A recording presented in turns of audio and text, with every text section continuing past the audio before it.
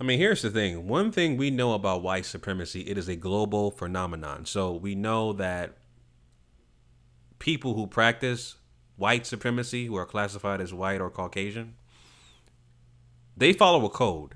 And so the minute that they do something so overt, which is, as you can see here, a depiction of Serena Williams as a big lip, big nose, black and Jemima anti-black caricature, right? We all know it stems from, racist cartoons back in the day, right?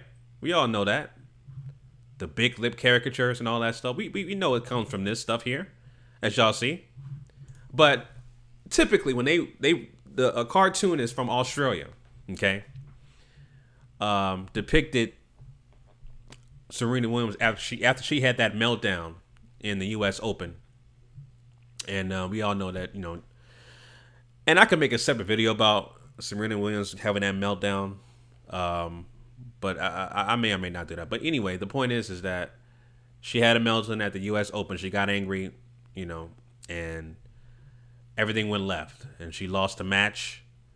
And they depicted her as the angry black, big-lipped, everything is ostracized when it comes to drawing depictions of black people who are written or drawn by the dominant white society. Everything is ostracized and is a caricature of black people, basically anti-black imagery, something that's negative. It's a negative stereotype that's depicted on us, and it's been that way since hundreds of years, the Jim Crow era, right? But this artist, this cartoonist, Mark Knight, indicates no, it's not about race, it's not about sexism or a gender bias. No, this is exactly how she acted, and I've done other cartoons of people in tennis acting the same way who are white. It's always like that. Typical. Deny, deflect, and be dismissive. Right? It's typical response because they follow a code. Deny, deflect, and be dismissive towards being called out for racism or racist tactics that are clear and overtly right there in front of your eyes.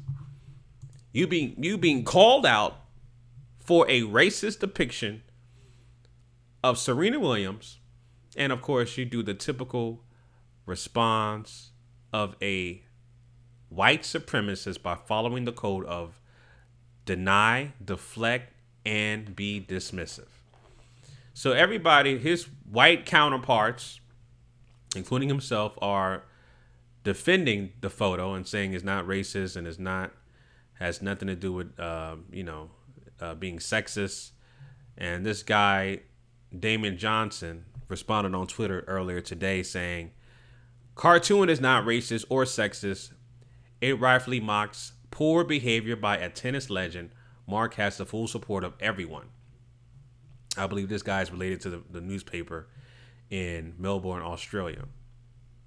And I responded on Twitter a few minutes ago. I said, of course, this is typical behavior of a white identity extremist who is called out for being racist and deflects, and has dismissive tactics. Typical, because they follow a code, right? They follow a code. So, all in all, like I said, the point of this is that we know that white supremacists, if you don't know that white supremacy is a global phenomenon, this is your proof right here. White supremacy is a global phenomenon, and they follow a code worldwide, okay? This is how they see black people. They've been following the same mantra since the Jim Crow era, as you see these depictions here. All right? Following the same exact mantra, same exact tactic. Anti-black imagery. Everything is ostracized. Super big lips. Everything is darker tone, as you can see here. Big lips, big eyes, right? Just completely anti-black. This is how they depicted us back then, and they continue to do it till this day. And this is a news publication out in Australia. Of course, it's white owned, so they can do what they want because it's white owned, right? So I may do a separate video regarding Serena Williams' meltdown and all that stuff, but just to point out the blatant racism that was depicted by this so-called cartoon artist in Melbourne, Australia, who is following the code of systemic racism, white supremacy. That's what he's doing. It's as clear as day. It is clear as day.